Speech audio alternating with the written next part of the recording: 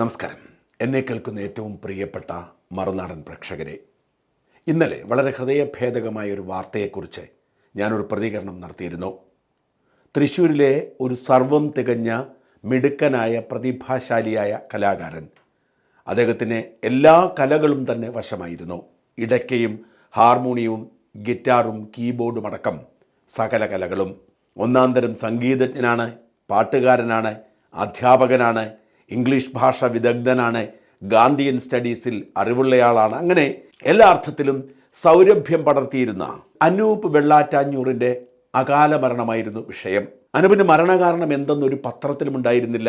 സ്വന്തം ഫ്ലാറ്റിൽ തൂങ്ങി മരിച്ച നിലയിലായിരുന്നു അനൂപിനെ കാണപ്പെട്ടത് എന്ന വാർത്ത മാത്രമായിരുന്നു നമ്മുടെ മുമ്പിലുണ്ടായിരുന്നത്. എന്തിനാടാ മോനെ നീ പണി ചെയ്തത് എന്ന് ചോദിച്ച് ഞാൻ ഈ വീഡിയോ ചെയ്തതോടെ അനേകം പേർ സമാനമായ ഫീലിങ്ങോടുകൂടി പ്രതികരിച്ചു. അനൂപിനെ അറിയാവുന്ന പലരും അത്ഭുതം കൂറിക്കൊണ്ട് സന്ദേശം അയച്ചു. അതിലൊരാൾ, അദ്ദേഹത്തിൻ്റെ പേര് ഞാൻ ചോദിക്കാത്തതുകൊണ്ട് വെളിപ്പെടുത്തുന്നില്ല, എനിക്ക് കുറച്ച് വോയിസ് സന്ദേശങ്ങൾ അയച്ചു. കൂടാതെ ഞങ്ങളുടെ ലേഖകൻ പീയൂഷ് അദ്ദേഹത്തെ വിളിച്ച് സംസാരിക്കുകയും ചെയ്തു. അതിൽ ചില ഭാഗങ്ങളൊക്കെ, അദ്ദേഹത്തെ ഐഡൻറ്റിഫൈ ചെയ്യുന്ന ഭാഗങ്ങളൊക്കെ ഒഴിവാക്കിക്കൊണ്ട് ഞാൻ പ്രേക്ഷകരെ കേൾപ്പിക്കാം. എന്തായാലും സാറ് പറഞ്ഞത് എല്ലാം കറക്റ്റായിട്ടുള്ള കാര്യങ്ങളാണ് സംസാരിച്ചിട്ടുണ്ടായിരുന്നത്. അനൂപിനെ പറ്റിയിട്ട് ഒന്നുമില്ല. ആളുടെ മുഖം പോലെ തന്നെയായിരുന്നു, ആളുടെ മനസ്സ് മുഖം പോലെ തന്നെയായിരുന്നു. വളരെ അന്ന് സുജിയ പാർവതി ഉണ്ടായിരുന്നില്ല, അന്ന് ഇന്റർവ്യൂ ചെയ്യുന്ന സമയത്ത് നല്ല സുന്ദരം മാഷാണല്ലോ എന്നൊക്കെ പറഞ്ഞിട്ട് ഞാനുണ്ടായിരുന്നു, അടുത്തുണ്ടായിരുന്നു ആളുടെ. അപ്പോ അതേപോലെ തന്നെ ആളുടെ മുഖം പോലെ തന്നെയായിരുന്നു ആളുടെ മനസ്സും. എന്താ പറയണ്ട, വാക്കുകളില്ല സത്യം പറഞ്ഞിട്ട് ചെയ്യാൻ. എനിക്ക് റിക്കവർ ആവാൻ പറ്റിയായിരുന്നില്ല ഇതുവരെ. അങ്ങനത്തെ ഒരു വ്യക്തിത്വമായിരുന്നു. നമുക്ക് എന്തെങ്കിലും ഒരാളെ പറ്റിയിട്ട് ഒരു കുറ്റം പറയാൻ അങ്ങനെ ഇല്ല. അങ്ങനെ നമുക്കിപ്പോ ഒരു മനുഷ്യന്മാരാകുമ്പോൾ നല്ലതും ഉണ്ടാവും, പൊട്ടയുണ്ടാവും, എല്ലാം മിക്സ് ആയിട്ടാണല്ലോ വരിക. പക്ഷെ എന്റെ അറിവില് മാഷിക്ക് അങ്ങനത്തെ നെഗറ്റീവ്സ് ഇല്ല. അത്രയ്ക്കും നല്ലൊരു മനുഷ്യനായിരുന്നു. പിന്നെ എന്താ വെച്ചാൽ ഈ മ്യൂസിക്കായിട്ട് നടക്കുന്ന സമയത്ത് ഈ ശനിയാഴ്ച വരെ സ്കൂളും, അത് കഴിഞ്ഞ ശനി ഞായറും ആൾക്കൊരു കഫേയില് പ്രോഗ്രാം ചെയ്യുന്നുണ്ട്. അപ്പോ പിന്നെ അത് കഴിഞ്ഞ ബാൻഡായിട്ട് നടക്കുന്നു. അപ്പോ അങ്ങനെ കിട്ടാത്ത വിഷമങ്ങളൊക്കെ ആയിരിക്കാം എന്ന് എനിക്ക് തോന്നുന്നു പലപ്പോഴും വൈഫിനൊക്കെ ആയിട്ട്. പിന്നെ വൈഫിന്റെ അമ്മ കുറച്ച് പിടിവാശിക്കാരിയായിരുന്നു.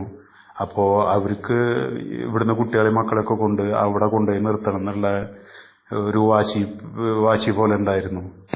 അതൊക്കെയാണ് ഞാൻ മനസ്സിലാക്കുന്നത്. ഞാനിപ്പോ ലാസ്റ്റ് നമ്മളെ തൃശ്ശൂർ പൂരത്തിന്റെ തലേദിവസം അന്ന് മാതൃഭൂമി ന്യൂസില് ഒരു പ്രോഗ്രാം ചെയ്തിരുന്നു. അന്ന് ഞാൻ എന്റെ മോനെയായിട്ട് ആളുടെ ഫ്ലാറ്റിൽ പോയിരുന്നു. അപ്പൊ ആളവിടെ ഒറ്റയ്ക്കുള്ളൂ. അപ്പൊ ഞാൻ പുറത്തുനിന്ന് ഞാൻ ഇങ്ങനെ കേട്ടിട്ടുണ്ട്, ഇങ്ങനെ വൈഫിനായിട്ട് എന്തോ ഇഷ്യൂസ് ഉണ്ടെന്ന്. അപ്പൊ ഞാൻ അന്ന് സംസാരിക്കാൻ നോക്കി. പക്ഷെ ആൾക്ക് അതിനോട് ഞാൻ വൈഫ് എവിടെയാന്നൊക്കെ ചോദിച്ചു കഴിഞ്ഞപ്പോ പെട്ടെന്ന് അതിന് സ്കിപ്പാവുക ചെയ്തു മുപ്പര്. അപ്പോ അത് സംസാരിക്കാൻ താല്പര്യമില്ലാത്ത പോലെ തോന്നി. അത് ആരെയായിട്ടും അങ്ങനെ തന്നെയാണ് അത്ര ആള്, അങ്ങനെ വലിയ തുറന്ന് സംസാരിക്കൊന്നുമില്ല. ഞാൻ അനൂപ് മാഷെ ഒരു ചിരിയോടും കൂടിയിട്ട് മാത്രം കണ്ടിട്ടുള്ളൂ, അല്ലാതെ ഒരാളെ വിഷമിപ്പിക്കാനാ അല്ലാച്ചെങ്കിൽ ഇപ്പോ വൈഫിനായാലും കുട്ടികളായാലും ആരെയായാലും ആൾക്കങ്ങനെ ഒരാളെ വിഷമിപ്പിക്കാനോ പിടിക്കാനൊന്നും പറ്റില്ല. മനസ്സിന് ധൈര്യമില്ലാത്തോണ്ട് ചെയ്തു പോയതാ. പക്ഷെ ആരോടെങ്കിലും ഒന്ന് തുറന്നു പറയായിരുന്നു വെച്ചെങ്കിൽ തീരാവുന്ന പ്രശ്നങ്ങൾ ഉണ്ടായിരുന്നുള്ളൂ സാറേ. എന്തെന്നാ പറയാ, പോയി കഴിഞ്ഞു. ഇപ്പൊ നമുക്ക് പെട്ടെന്ന് അത് ഇതാക്കാനും പറ്റണില്ല, അഡ്മിറ്റ് ചെയ്യാനും പറ്റില്ല. നമുക്കിപ്പോ ആളുടെ ഒരു ആർക്കും, നമുക്ക് നല്ല അറിയുന്ന ആർക്കും സഹിക്കാനും പറ്റുന്നില്ല. ഇപ്പോ ഈ ഒരാഴ്ച മുന്നേ ഒരു ഇന്നോവ കാറൊക്കെ എടുത്തിട്ടുണ്ടായിരുന്നു. അപ്പൊ സാമ്പത്തികമായിട്ടുള്ള അങ്ങനത്തെ വലിയ വിഷയങ്ങളൊന്നും അങ്ങനെയല്ല. അവർക്ക് ഇപ്പോ അമ്മ ഒക്കെ ടീച്ചറായിരുന്നല്ലോ, നല്ല കുറച്ച് സ്വത്തുക്കളും കാര്യങ്ങളൊക്കെ ഉള്ള ടീം തന്നെയാണ്. ഒരുപാട് കുട്ടികൾക്ക് സ്വന്തം കയ്യിൽ നിന്ന് പൈസ എടുത്തിട്ട് ഇൻസ്ട്രുമെന്റ്സ് വാങ്ങിച്ചു കൊടുക്കുക. അതേപോലെ കഴിവുള്ള കുട്ടികളൊക്കെ തെരഞ്ഞു പിടിച്ച് ഹെൽപ്പ് ചെയ്യുക. അതേപോലെ ഞാൻ തന്നെ അവിടെ ആൾക്ക് ശമ്പളമൊന്നും കുറെ കാലം കിട്ടാണ്ടൊക്കെ ഇരുന്നിരുന്നു. അതൊക്കെ ഇപ്പൊ ആ പ്രശ്നങ്ങളൊക്കെ ഇപ്പൊ സോൾവ് ആയി എന്നാണ് പറഞ്ഞത്. ഇപ്പൊ ശമ്പളം കിട്ടാതെ വലിയ സാമ്പത്തിക ബുദ്ധിമുട്ടുകളൊന്നുമില്ല. പക്ഷെ എന്നാലും ഓരോ ഇതുണ്ടല്ലോ സാർ, അവരെ കുറച്ച്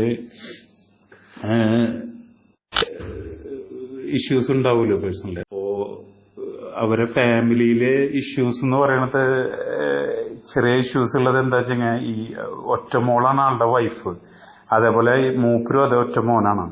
അപ്പോ അവരെ വീട്ടിലേക്ക് ഇവിടുന്ന് മക്കളെയൊക്കെ കൊണ്ട് വൈഫിന്റെ അടുത്ത് ചെന്ന് നിൽക്കണം. അങ്ങനത്തെ ഒരു ഇവിടുത്തെ വീടൊക്കെ വിട്ടിട്ട് അങ്ങനത്തെ കുറച്ച് സമ്മർദ്ദങ്ങൾ ഉണ്ട് എന്നാണ് ഞാൻ അറിഞ്ഞിട്ടുണ്ടായിരുന്നത്. ആരുടെയെങ്കിലും ഒന്ന് സംസാരിക്കാന്ന് വെച്ചാൽ അത്രേ ഉള്ളൂ, അല്ലാതെ വേറെ ഒരു വിഷയങ്ങളൊന്നുമില്ല. ഒരു പാവമായിരുന്നു. ആരെയും ഒരു വാക്കുകൊണ്ട് പോലും ആൾക്ക് ഒരാളെയും വേദനിപ്പിക്കാനൊന്നും പറ്റില്ല. അങ്ങനത്തെ ഒരു മനുഷ്യനായിരുന്നു. അങ്ങനെ ഒരുപാട് കുട്ടികളുടെ എല്ലാവർക്കും ഷോക്കായിപ്പോയി. സാറിന്റെ ന്യൂസ് കണ്ടു കഴിഞ്ഞപ്പോ എനിക്ക് വല്ലാണ്ട് സാറിനത് ടച്ച് ചെയ്തു എന്ന് എനിക്ക് തോന്നി. അതുകൊണ്ട് ഞാനങ്ങനെ മെയിനായിട്ട് സാറിനെ കോണ്ടാക്ട് ചെയ്യാൻ ട്രൈ ചെയ്തുകൊണ്ടിരുന്നത്. ആരായിരുന്നു അനൂപ് എന്നും എന്തായിരുന്നു അനൂപിന്റെ ജീവിതത്തിൽ സംഭവിച്ചത് എന്നും ഈ സന്ദേശങ്ങളിൽ വ്യക്തമാണ്. ഞങ്ങളുടെ ലേഖകൻ പീയൂഷ് അദ്ദേഹവുമായി വിളിച്ച് സംസാരിച്ചു. അതിൽ പറഞ്ഞ ചില കാര്യങ്ങൾ ഇതിന്റെ ആവർത്തനം തന്നെയാണ്, എങ്കിലും കേൾക്കുക. എന്താ സംഭവിച്ചത് ജീവിതത്തില്? സംഭവം എന്താ വെച്ചാല് ആളുടെ വൈഫ് ഒറ്റയ്ക്കാണ്, ഒറ്റ മോളാണ്. ആളും ഒറ്റ മോൻ തന്നെയാണ്. അപ്പോ വൈഫിന്റെ വീട്ടുകാർക്ക് ഇവരെ മൊത്തത്തിൽ അങ്ങോട്ട് കൊണ്ടുപോകണം. ഇയാളുടെ വീട്ടിലാണെന്ന് വെച്ചാൽ ഇങ്ങോട്ട് കൊണ്ടുവരണം. അങ്ങനെ ചെറിയ പ്രശ്നമാണ്. അല്ലാതെ ആളും ഷെയർ ചെയ്യുന്നില്ല. ആള് പല പ്രാവശ്യം ഞാൻ സംസാരിക്കാൻ നോക്കിയിട്ടുണ്ട്. പക്ഷെ ആളത് പറയില്ല അങ്ങനെ പുറത്തേക്ക്. അല്ലാച്ച ഒന്ന് ഷെയർ ചെയ്ത് കഴിഞ്ഞാൽ തീരാവുന്ന പ്രശ്നമുള്ളൂ. അല്ലാതെ ഇതിന് മാത്രമുള്ള ഒരു ഇഷ്യൂസും ഇല്ല, ഒരു ഇതുമില്ല. എന്തെന്നാ പറയാ. അല്ല, അപ്പം ഈ ഭാര്യ അവളുടെ വീട്ടിലാണോ ഇപ്പം നിലവില്? അല്ല, ഇവർ രണ്ടുപേരെ ഇവരുടെ വീട്, ഒരാളുടെ വീട് വെള്ളാറ്റഞ്ഞൂരും ആയിരുന്നു. പക്ഷെ ഇവരെന്താ വെച്ചാൽ വിവേകോദയത്തില് സ്കൂളിലേക്കൊക്കെ പോവാൻ വേണ്ടിയിട്ടും അതേപോലെ സ്റ്റുഡിയോ ഉണ്ട്, അല്ലെങ്കിൽ ആൾക്കൊരു സ്റ്റുഡിയോ ഉണ്ട്. അപ്പൊ അതിന്റെ സൗകര്യത്തിന് വേണ്ടിയിട്ട് ഇവര് ഫ്ലാറ്റ് എടുത്ത് താമസിച്ചുകൊണ്ടിരിക്കുകയായിരുന്നു. അപ്പൊ ഇപ്പൊ ഒരു 1.5 മാസമായിട്ട് വൈഫിന്റെ വീട്ടിലാ അവിടെയാണുള്ളത്. ഇയാൾ ഒറ്റയ്ക്കായിരുന്നു അവിടെ വീട്ടിലുണ്ടായിരുന്നത്, ഫ്ലാറ്റിൽ താമസിച്ചുകൊണ്ടിരുന്നത്. ഫ്ലാറ്റ് എവിടെയായിരുന്നത്? ടൗണിൽ തന്നെയാണ് ഉണ്ടായിരുന്നത്. അപ്പോ ഞങ്ങള് ഇടയ്ക്ക് അവിടെ നമ്മളെ തൃശ്ശൂർ പൂരത്തിന്റെ തലേദിവസമൊക്കെ ഞാൻ അവിടെ പോയിരുന്നു. അപ്പൊ ആള് ഒറ്റയ്ക്ക് താമസിക്കുമ്പോ ഞാൻ അങ്ങനെ ചോദിച്ചു അവിടെ എന്താ വൈഫ് എവിടെയാന്ന് ചോദിച്ചു കഴിഞ്ഞപ്പോ ആള് നല്ല ഷെയർ ചെയ്യാൻ താല്പര്യമില്ലാത്ത, കൂട്ടുകാരോട് പോലും പറഞ്ഞിരുന്നില്ല അങ്ങനത്തെ കാര്യങ്ങളൊക്കെ. അപ്പൊ ഈ വൈഫിന്റെ വീട്ടുകാരുമായിട്ടുള്ള ഒരു ഭിന്നതയാണ് ഇത് കാരണം അല്ലേ? അതെ, വൈഫിന്റെ അമ്മയായിട്ടുള്ള പ്രശ്നമാണ്, അമ്മേനായിട്ടുള്ള ഇഷ്യൂസാണ് എനിക്ക് കാരണമായത്. അങ്ങനെ വൈഫിനായിട്ടൊന്നും ആളും ഒരു വിഷയങ്ങളും ഇല്ലാന്ന്. അങ്ങനത്തെ ഒരാളായിട്ടും ഒരു പിണങ്ങിയിരിക്കാനോ അങ്ങനെ ഒന്നും ചെയ്യാൻ അങ്ങനെ പറ്റാത്തൊരു മനുഷ്യനാണ്. ആർക്കും വിശ്വസിക്കാൻ പറ്റുന്നില്ല പെട്ടെന്ന് കേട്ട് കഴിഞ്ഞാൽ. പക്ഷെ ആത്മഹത്യയെക്കുറിച്ച് പറയുന്നത് എനിക്ക് നല്ലൊരു മകനാവാനോ അച്ഛനാവാനോ അല്ലെങ്കിൽ എന്താ നല്ലൊരു മനുഷ്യനാവാനോ കഴിഞ്ഞില്ല, ഭർത്താവാകാനോ കഴിഞ്ഞില്ല. അപ്പം ഞാൻ മൂലം ആർക്കെങ്കിലും എന്തെങ്കിലും വേദന ഉണ്ടായിട്ടുണ്ടെങ്കിൽ എല്ലാവരും എന്നോട് എല്ലാവരോടും മാപ്പ് പറയുന്നു. അങ്ങനെയാണ് ആള് ആത്മഹത്യയെക്കുറിച്ച് എഴുതിയിരുന്നത്. പക്ഷെ ഒരിക്കലും ആള് മുഖാന്തരം ഇന്ന് വരെ ഒരാള് വിഷമിച്ചിട്ടുണ്ടാവില്ല. അങ്ങനെ ഒരു വാക്കുകൊണ്ട് പോലും ആൾക്ക് ആരെയും വിഷമിപ്പിക്കാൻ പറ്റില്ല. അങ്ങനത്തെ മനുഷ്യനാണ്. അതല്ലാതെ ആള് എനിക്ക് മക്കൾക്കോ വൈഫിനോ അല്ല, എന്റെ അറിവില് ഒരാള് ഒരു വാക്കുകൊണ്ട് പോലെ ആൾക്ക് അങ്ങനെ വിഷമിക്കാൻ പറ്റുന്ന ഒരു ക്യാരക്ടർ അല്ല ആള്. എന്താ അറിയില്ല, ഒന്ന് ഷെയർ ചെയ്യായിരുന്നു, ആരെങ്കിലും ഒന്ന് ഷെയർ ചെയ്യായിരുന്നു വെച്ചെങ്കിൽ തീരാവുന്ന പ്രശ്നങ്ങൾ ഉണ്ടായിരുന്നുള്ളൂ. ഇല്ല, മറ്റുള്ളവർ അറിഞ്ഞു കഴിഞ്ഞാൽ എന്താവും എന്നുള്ളൊരു ചിന്തയായിരിക്കും അദ്ദേഹത്തിന്റെ മനസ്സിലുണ്ടായിരുന്നത്. അങ്ങനെ ഞാൻ സാറിന്റെ ന്യൂസ് കണ്ടു കഴിഞ്ഞപ്പോ എല്ലാവർക്കും അങ്ങനെ തന്നെയായിരുന്നു. ഷോക്കായി പോയി, ആർക്കും വിശ്വസിക്കാനും പറ്റുന്നില്ല പെട്ടെന്ന്. ഇതിൽ നിന്നും നമ്മൾ മനസ്സിലാക്കേണ്ടത് അനൂപിന്റെ കുടുംബജീവിതത്തിൽ ചില അസ്വാരസ്യങ്ങൾ ഉണ്ടായിരുന്നു എന്നാണ്. വലിയ പ്രശ്നങ്ങളൊന്നും ഉണ്ടായിരുന്നില്ല, ചെറിയ ഈഗോ ക്ലാഷുകൾ ഉണ്ടായിരുന്നു. ആ ഈഗോ ക്ലാഷ് വളർന്നാണ് അനൂപ് ഒരുതരം ഒറ്റപ്പെടലിലേക്ക് മാറുകയും ആരോടും തൻ്റെ വ്യക്തിപരമായ പ്രശ്നങ്ങൾ പറയാൻ ആഗ്രഹിക്കാത്തതുകൊണ്ട് മരണം തിരഞ്ഞെടുക്കുകയും ചെയ്തത്. ആദ്യമേ പറയട്ടെ, ഇതിൻ്റെ പേരിൽ ദയവായി അനൂപിൻ്റെ ജീവിച്ചിരിക്കുന്ന ഭാര്യയെ ആരും പുലഭ്യം വിളിക്കരുത്. വാസ്തവത്തിൽ ഈ സന്ദേശം എനിക്ക് അയച്ച ആൾ തന്നെ പറയുന്നുണ്ട്, അവർ തമ്മിൽ അങ്ങനെ ഒരു പ്രശ്നവും ഉണ്ടായിരുന്നില്ല, രണ്ടുപേരും നല്ല ഇഷ്ടത്തിലായിരുന്നു, കുഞ്ഞുങ്ങളോടും വലിയ വാത്സല്യമായിരുന്നു. മാത്രമല്ല എന്തെങ്കിലും ചില ഭിന്നത ഉണ്ടായിരുന്നെങ്കിൽ തന്നെ നമുക്ക് മനസ്സിലാക്കാൻ കഴിയുന്ന ഒരു കാര്യം, അനൂപിൻ്റെ തിരക്കേറിയ ജീവിതം, ഒരു മനുഷ്യന് വളരെ കുറച്ച് സമയം മാത്രമേ ഉള്ളൂ. ആ സമയം അവൻ പരമാവധി കാര്യങ്ങൾക്ക് വേണ്ടി ഉപയോഗിക്കുമ്പോൾ അവൻ കോംപ്രമൈസ് ചെയ്യുന്നത് കുടുംബത്തിലായിരിക്കും. അവൻ്റെ പാഷൻ, അവൻ്റെ ഇഷ്ടം, അതാണ് അവൻ തൊഴിലിന് ശേഷം അന്വേഷിക്കുന്നതും നടത്തുന്നതും. ഇവിടെ അധ്യാപകൻ എന്ന ജോലിക്ക് ശേഷം അദ്ദേഹം സംഗീതത്തോടും കലയോടുമുള്ള ഒരു ഇഷ്ടം കൊണ്ട്, പാഷൻ കൊണ്ട് അതിനുവേണ്ടി സമയം കണ്ടെത്തുന്നു. അങ്ങനെ ഒന്നിനുമേൽ ഒന്നായി അദ്ദേഹം സമയം കണ്ടെത്തുമ്പോൾ കുടുംബത്തിന് ലഭിക്കേണ്ട, ഭാര്യയ്ക്ക് ലഭിക്കേണ്ട സമയം നഷ്ടപ്പെടുന്നതിൻ്റെ അസ്വസ്ഥത പ്രകടിപ്പിച്ചിട്ടുണ്ടാവാം. അതിന് നമ്മൾ ആ ഭാര്യയെ കുറ്റപ്പെടുത്താൻ പാടില്ല, അവരെ പഴി പറയാൻ പാടില്ല. അതുകൊണ്ട് ആദ്യത്തെ അപേക്ഷ, എൻ്റെ വീഡിയോ കേൾക്കുന്നവർ ഇതിൻ്റെ അടിയിൽ വന്ന് ദയവായി ആ ഭാര്യയെ ചീത്ത വിളിക്കരുത് എന്നാണ്. അങ്ങനെ വിളിക്കാൻ ആഗ്രഹമുള്ളവർ ഈ വീഡിയോ കാണുകയേ വേണ്ട, ഇറങ്ങിപ്പോവുക. ആദ്യത്തെ കാര്യം അതാണ്. അതേസമയം എനിക്ക് എൻ്റെ പ്രിയപ്പെട്ട പ്രേക്ഷകരോട് ചില കാര്യങ്ങൾ ഈ കുടുംബജീവിത പശ്ചാത്തലത്തിൽ പറയാനുണ്ട്. ഇവിടെ യഥാർത്ഥത്തിൽ എന്താണ് സംഭവിച്ചത്? എല്ലാ കുടുംബജീവിതത്തിലും സംഭവിക്കുന്നത് പോലെ ഭാര്യയ്ക്കും ഭർത്താവിനും ആവശ്യത്തിന് സമയം കിട്ടാത്തത് കൊണ്ട് തൻ്റെ കാര്യങ്ങളും തൻ്റെ കുട്ടികളുടെ കാര്യം കൂടി തൻ്റെ ഭർത്താവിന് നോക്കിയാൽ എന്താ എന്ന സ്വാഭാവികമായ ഒരു ചോദ്യം ഭാര്യയ്ക്കുണ്ടായതുകൊണ്ടുണ്ടായ അസ്വാരസ്യം. അതാണ് ഒരു വശത്ത്. അത് ന്യായമായ അസ്വാരസ്യമാണ്. അത് പരിഹരിക്കാനുള്ള കഴിവ്, അത് പരിഹരിക്കാനുള്ള മികവ് അനൂപിനുണ്ടായിരുന്നില്ല. കാരണം എന്താണ്? അനൂപിൻ്റെ പാഷൻ എന്ന് പറയുന്നത് കലയായിരുന്നു. കുടുംബവും ഭാര്യയും മക്കളുമൊക്കെ അനൂപിൻ്റെ ജീവിതത്തിൻ്റെ ഭാഗമായിരുന്നെങ്കിലും അതിനപ്പുറത്തേക്ക് അനൂപ് കലയെ സ്നേഹിച്ചിരുന്നു. കല വേണോ കുടുംബം വേണോ എന്ന ചോദ്യത്തിന് മുൻപിൽ അനൂപിന് ഉത്തരം മുട്ടി. അതുകൊണ്ട് അനൂപ് തൻ്റെ ഉൾവിളിക്കനുസരിച്ച് കുടുംബത്തെ തള്ളിപ്പറയാതെ തന്നെ കലയ്ക്ക് പ്രാധാന്യം കൊടുത്തു. ഇതാണ് ഒരു വിഷയം, നമുക്കത് വിശദമായി ചർച്ച ചെയ്യാം. രണ്ടാമത്, ഇവിടെ യഥാർത്ഥത്തിൽ അല്പമെങ്കിലും വില്ലൻ വേഷത്തിലേക്ക് വരുന്നത് ഭാര്യയുടെ അമ്മയുടെ കഥയാണ്. പൂർണ്ണമായും അത് ശരിയാവണമെന്നില്ല, ഒരു വേഷം മാത്രമാണ്. അതും നമ്മൾ ഗൗരവമായി ചർച്ച ചെയ്യണം. അനൂപിൻ്റെ കുടുംബത്തെക്കുറിച്ചുള്ള ചർച്ചയല്ല നമ്മുടെ കുടുംബത്തെക്കുറിച്ചുള്ള ചർച്ച. ഇത് രണ്ടും ഒരുമിച്ച് പോവേണ്ട ഒന്നാണ്. ഭാര്യമാർ പലപ്പോഴും ആഗ്രഹിക്കുന്നത് ഭർത്താക്കന്മാർ എൻ്റെയും മക്കളുടെയും മാത്രമാവണമെന്നാണ്. അവരെ നമുക്ക് കുറ്റം പറയാനോ തള്ളിപ്പറയാനോ കഴിയില്ല. കാരണം അവർ മറ്റൊരു കുടുംബത്തിൽ നിന്നും ഇങ്ങോട്ട് വരുന്നതാണ്. ആ കുടുംബം ഉപേക്ഷിച്ച്, സഹോദരങ്ങളെ മാതാപിതാക്കളെയും ഉപേക്ഷിച്ച് അവർ വലിയൊരു ഡിസിഷൻ എടുത്ത് വേറൊരു കുടുംബത്തിലെ വേറൊരു പുരുഷനൊപ്പം ജീവിക്കുന്നു, വേറൊരു കുടുംബം കെട്ടിപ്പൊക്കുന്നു. അവളുടെ അപ്പനെയും അമ്മയെയും സഹോദരങ്ങളെയും സുഹൃത്തുക്കളെയും ബന്ധുക്കളെയും ഒക്കെ ഒരു മൂലയ്ക്കേക്ക് ഇരുത്തി അവളുടെ ഐഡൻറ്റിറ്റി തന്നെ വേണ്ടെന്ന് വെച്ച് അവൾ മറ്റൊരിടത്തേക്ക്, മറ്റൊരു സംസ്കാരത്തിലേക്ക്, പുതിയൊരു ജീവിതത്തിന് വേണ്ടി വരുമ്പോൾ അവൾക്ക് ചില സ്വാർത്ഥതയുണ്ടാവും, ആഗ്രഹമുണ്ടാവും. അതിന് സ്ത്രീയെ നമുക്ക് കുറ്റം പറയാൻ കഴിയില്ല. ഒരു സാധാരണ കുടുംബമാണെങ്കിൽ വലിയ കുഴപ്പമില്ലാതെ പോകും. രാവിലെ ജോലിക്ക് പോകുന്നു, അല്ലെങ്കിൽ ബിസിനസ് ചെയ്യുന്നു, അല്ലെങ്കിൽ എന്തെങ്കിലും ഉത്തരവാദിത്വം ഉണ്ടാവും. ആ ഉത്തരവാദിത്വമൊക്കെ നിറവേറ്റി വീട്ടിൽ തിരിച്ചു വരുന്നു. ഭാര്യയും മക്കളുമായി കഴിയാം, ഒരുമിച്ച് യാത്ര ചെയ്യാം, ഒരുമിച്ച് ജീവിതം ആഘോഷിക്കാം. എന്നാൽ അസാധാരണമായ കുടുംബങ്ങളിൽ, അത് കലാകാരന്മാരുടേതാവാം, രാഷ്ട്രീയക്കാരുടേതാവാം, തിരക്കേറിയ കച്ചവടക്കാരുടേതാവാം, അവരുടെ ജീവിതത്തിൽ അവർക്ക് പലപ്പോഴും ഒരു ടിപ്പിക്കൽ ഭർത്താവാകാൻ കഴിഞ്ഞെന്ന് വരില്ല. അതേസമയം അവരുടെ ഭാര്യ ടിപ്പിക്കൽ ഭാര്യയായി തുടരുന്നു, ഭർത്താവിന് അങ്ങനെ ആവാൻ കഴിയില്ല.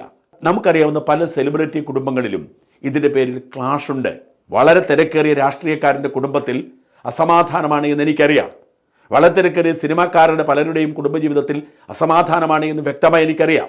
അതിന് നമ്മൾ ഭാര്യമാരെ കുറ്റപ്പെടുത്തണോ എന്നത് രണ്ടാമത്തെ ചോദ്യം. പക്ഷേ ദയവായി എൻ്റെ സഹോദരിമാർ ഒരു കാര്യം മനസ്സിലാക്കുക. നിങ്ങളോടൊപ്പം മക്കളോടൊപ്പമുള്ള ജീവിതം അതിൽ ശ്രദ്ധിക്കണമെന്ന് പറയുമ്പോഴും അവർക്ക് അവരുടെ ചില പാഷൻസ് ഉണ്ട്, അവരുടെ ചില ശീലങ്ങളുണ്ട്. അതിലേക്ക് പോകുന്നതിൽ നിന്നും തടഞ്ഞാൽ പലപ്പോഴും അതൊരു ദുരന്തമായി മാറും. അപ്പോൾ ചോദിക്കും, ഞങ്ങൾക്ക് പാഷനില്ലേ, ഞങ്ങൾക്ക് ഇൻട്രസ്റ്റ് ഇല്ലേ, ഞങ്ങൾക്ക് താല്പര്യമില്ലേ എന്ന് ചോദിക്കും. ഉണ്ട്, തീർച്ചയായും ഉണ്ട്. നിങ്ങളും നിങ്ങളുടെ പാഷൻ പിന്തുടരണം. ഞാൻ മനസ്സിലാക്കുന്നതനുസരിച്ച് തിരക്കേറിയ ഭർത്താക്കന്മാർ, രാഷ്ട്രീയക്കാരാവട്ടെ, സിനിമക്കാരാവട്ടെ, അല്ലെങ്കിൽ തിരക്കേറിയ മറ്റു ജോലികൾ ചെയ്യുന്ന കലാകാരന്മാരാവട്ടെ, അവർക്ക് അവരുടെ ഭാര്യമാർ അവരുടേതായ സ്പേസ് കണ്ടെത്തുന്നതിൽ ഒരു പരാതിയും ഉണ്ടാവാൻ സാധ്യതയില്ല. നിങ്ങൾ കണ്ടെത്തുക തന്നെയാണ് ചെയ്യേണ്ടത്. ഭർത്താവിൻ്റെ തിരക്കിനോട് അനുസൃതമായി, ഭർത്താവിൻ്റെ മറ്റു ഉത്തരവാദിത്തങ്ങളുടെ അനുസൃതമായി നിങ്ങൾ നിങ്ങളുടേതായ സ്പേസ് കണ്ടെത്തിയാൽ തീരുന്ന പ്രശ്നമേ ഉള്ളൂ. ഞാനിത് പറഞ്ഞ സ്പേസ് എന്നാണ്. കുടുംബജീവിതത്തിലെ ഏറ്റവും പ്രധാനപ്പെട്ട ഘടകം സ്പേസ് ആണ്, ഇടം. നമുക്ക് നമ്മുടെ ഇടമുണ്ട്, ഭാര്യയും ഭർത്താവും മക്കളും ഉൾക്കൊള്ളുന്ന ഒരിടമുണ്ട്. എന്നാൽ അതിനപ്പുറത്തേക്ക് ആ കുടുംബ യൂണിറ്റിലെ ഓരോ വ്യക്തിക്കും അവരുടേതായ ഇടമുണ്ട്. അത് മനസ്സിലാക്കുന്നിടത്ത് തീരുന്ന പ്രശ്നമേ ഉള്ളൂ. ഞാനും എൻ്റെ ഭാര്യയും എൻ്റെ മക്കളും അടങ്ങുന്ന ഒരു കുടുംബ യൂണിറ്റ്, ഞങ്ങൾക്ക് ഞങ്ങളുടെ സ്പേസ് ഉണ്ട്. ഞങ്ങൾ ഒരുമിച്ച് സമയം സ്പെൻഡ് ചെയ്യണം, ഞങ്ങൾ ഒരുമിച്ച് യാത്ര ചെയ്യണം, നമ്മൾ രണ്ടുപേരും ഉത്തരവാദിത്വത്തോടെ നമ്മുടെ മക്കൾക്ക് വേണ്ടി ചെയ്യണം, അവരുടെ പഠന കാര്യങ്ങളിലെ അവരുടെ യാത്രാ കാര്യങ്ങളിലൊക്കെ നമ്മൾ ശ്രദ്ധ ചെലുത്തണം. പക്ഷെ അതിനൊപ്പം തന്നെ നമുക്ക് നമ്മുടെ സ്പേസ് ഉണ്ടാവും. മാത്രമല്ല ചില വിട്ടുവീഴ്ചകൾ ചെയ്യേണ്ടി വരും. ഭാര്യ തിരക്കുള്ള ആളല്ലെങ്കിൽ, എന്ന് വെച്ചാൽ കുടുംബനാഥ എന്ന നിലയിലാണ് പ്രധാന പണി ചെയ്യുന്നതെങ്കിൽ മക്കളുടെ കാര്യത്തിൽ കൂടുതൽ ഉത്തരവാദിത്തം ഏറ്റെടുക്കേണ്ടി വരും. ഭർത്താവിന് രാവിലെ എണീറ്റ് അവൻ്റെ ഒരുപാട് ഉത്തരവാദിത്തങ്ങളിലേക്ക് ഓടേണ്ടി വരും. ആ ഉത്തരവാദിത്തങ്ങൾക്കിടയിൽ അവൻ ചെയ്യാൻ ബാധ്യസ്ഥനാണെങ്കിലും കൂടുതൽ സമയമുള്ള ആളെന്ന നിലയിൽ ഭാര്യ അത് സ്വയം ഏറ്റെടുക്കണം. അങ്ങനെ ഏറ്റെടുക്കുന്ന, അങ്ങനെ വിട്ടുവീഴ്ച ചെയ്യുന്ന, അങ്ങനെ സ്പേസ് കൊടുക്കുന്ന കുടുംബങ്ങളിൽ വലിയ സമാധാനവും സന്തോഷവുമാണ്.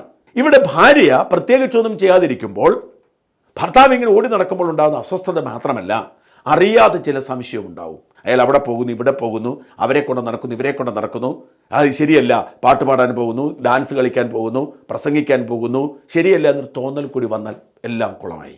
ഇത് തന്നെ ഭർത്താക്കന്മാരുടെ കാര്യത്തിലുമുണ്ട്. ഭാര്യമാരെ സംശയിച്ച് പിന്നാലെ നടക്കുന്നവരുണ്ട്. പ്രത്യേകിച്ച് പണിയൊന്നുമില്ലാത്ത ഭർത്താക്കന്മാരുടെ കാര്യവും പറയുന്നത്. എന്തെങ്കിലും അന്തസ്സായി പണിയെടുക്കുന്ന, ഇഷ്ടംപോലെ സമയമുള്ള, മര്യാദയ്ക്ക് ജീവിക്കുന്ന ഒരു ഭർത്താവിനും തൻ്റെ ഭാര്യയെക്കുറിച്ച് സംശയം തോന്നേണ്ടതില്ല, തോന്നാൻ പാടുമില്ല. ഇവിടെ സഹോദരിമാർ മനസ്സിലാക്കേണ്ട ഒരു കാര്യമുണ്ട്. ഒരു പുരുഷൻ മറ്റൊരു ബന്ധത്തിന്, മറ്റൊരു ഇടപാടിന് ഇറങ്ങി പുറപ്പെട്ടാൽ അത് ഏറ്റവും ഒടുവിലറിയുന്നത് ഭാര്യയായിരിക്കും. അവർ വിചാരിച്ചാൽ അവർക്കത് സാധിക്കും. അതാണ് സാഹചര്യം. അതുകൊണ്ട് നിങ്ങൾ ഇങ്ങനെ കഴുകൻ കണ്ണുകളുമായി പിറകെ നടന്നിട്ടും അവരെ അസ്വസ്ഥതപ്പെടുത്തിയിട്ടും അവരെ ബുദ്ധിമുട്ടിച്ചിട്ടും ഒരു കാര്യവുമില്ല. അവരങ്ങനെ തീരുമാനിച്ചിറങ്ങിയാൽ അത് ചെയ്യും. ഇങ്ങനെ നിങ്ങൾ പിന്നാലെ നടന്ന് ശല്യം ചെയ്താൽ ഒരു പക്ഷേ അവർ വാശിയോടുകൂടി ഈ വഴി തിരഞ്ഞെടുത്തെന്ന് വരാം.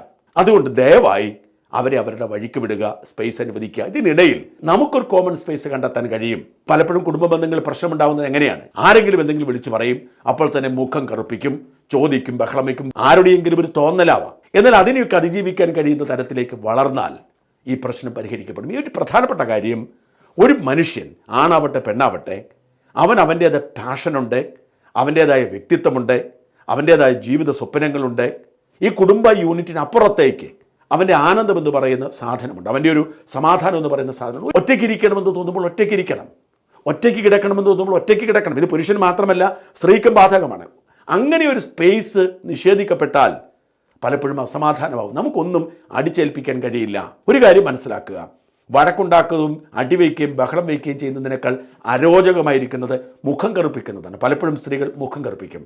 പ്രിയപ്പെട്ട സഹോദരിമാർ മനസ്സിലാക്കേണ്ട ഒരു കാര്യം, നമ്മൾ നമ്മുടെ കുടുംബജീവിതം മാത്രമേ കാണുന്നുള്ളൂ.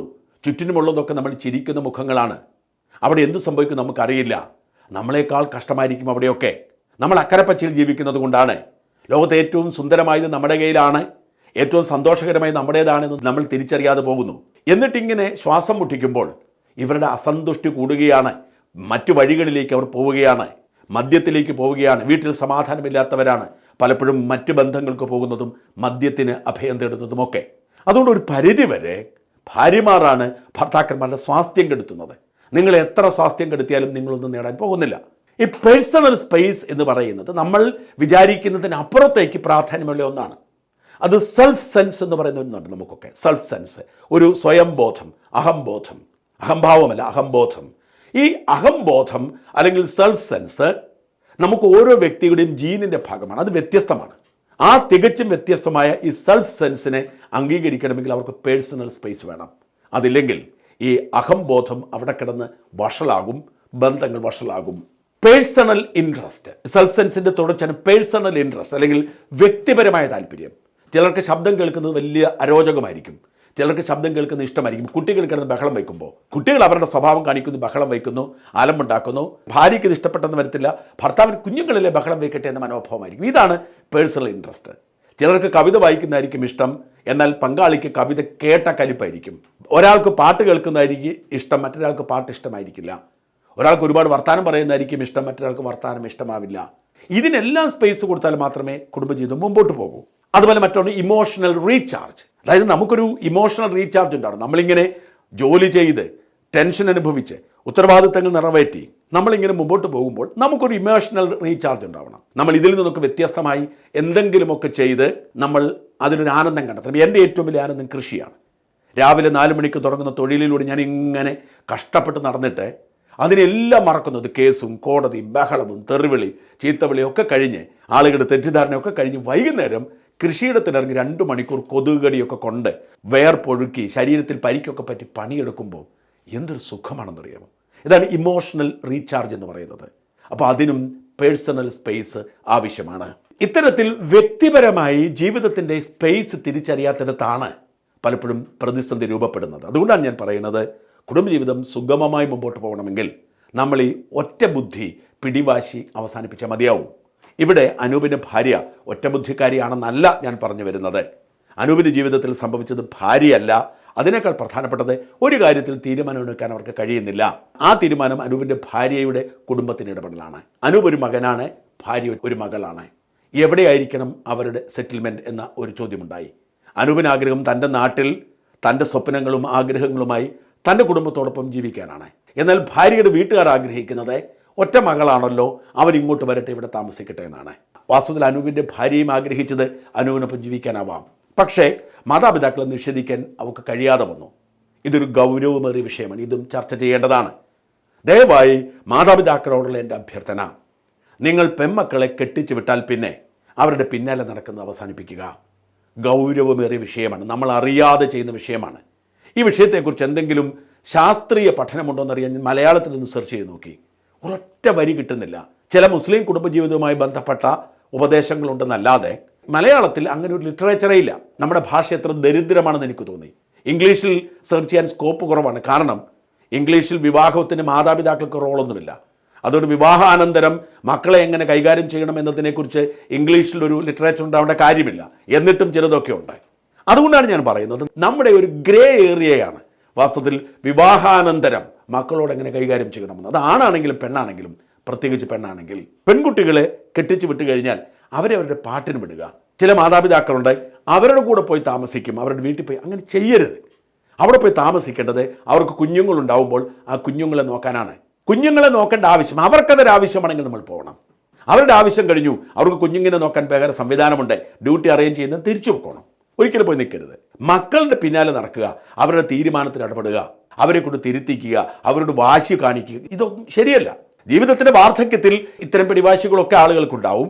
അത് മക്കൾ സഹിക്കണം. എനിക്ക് മക്കളോട് പറയാനുള്ള കാര്യം, ഇവർ ജീവിതത്തിന് വാർദ്ധക്യത്തിലെത്തുമ്പോൾ മാതാപിതാക്കൾ പഴയ പിടിവാശിയിലേക്ക് പോകും, മക്കൾ അത് സഹിക്കണം. പക്ഷെ അപ്പോഴേക്കും അവർക്ക് കൊച്ചുമക്കളാവും. എന്നാൽ കെട്ടിച്ചു വിട്ട ഉടനെ അവരുടെ പിന്നാലെ നടക്കുക, അവരുടെ കുടുംബജീവിതത്തിൻ്റെ തീരുമാനങ്ങളിൽ ഇടപെടുക ചെയ്യരുത്. അവർ ചോദിച്ചാൽ നമ്മുടെ പണി എന്താണ്? ജീവിതത്തിൽ എപ്പോഴും മനസ്സിലാക്കേണ്ടത് 18 വയസ്സ് വരെ മക്കളെ സംരക്ഷിക്കുക, 18 വയസ്സ് മുതൽ 23 വയസ്സ് വരെ അവരുടെ അടുത്തുണ്ടാവുക. എന്ന് വെച്ചാൽ അവരൊരു ജോലിയും ഉത്തരവാദിത്വവും ഏറ്റെടുക്കുന്നത് വരെ, അവരുടെ പഠനമൊക്കെ ഏതാണ് പൂർത്തിയാകുന്നത് വരെ അടുത്തുണ്ടായിരിക്കുക.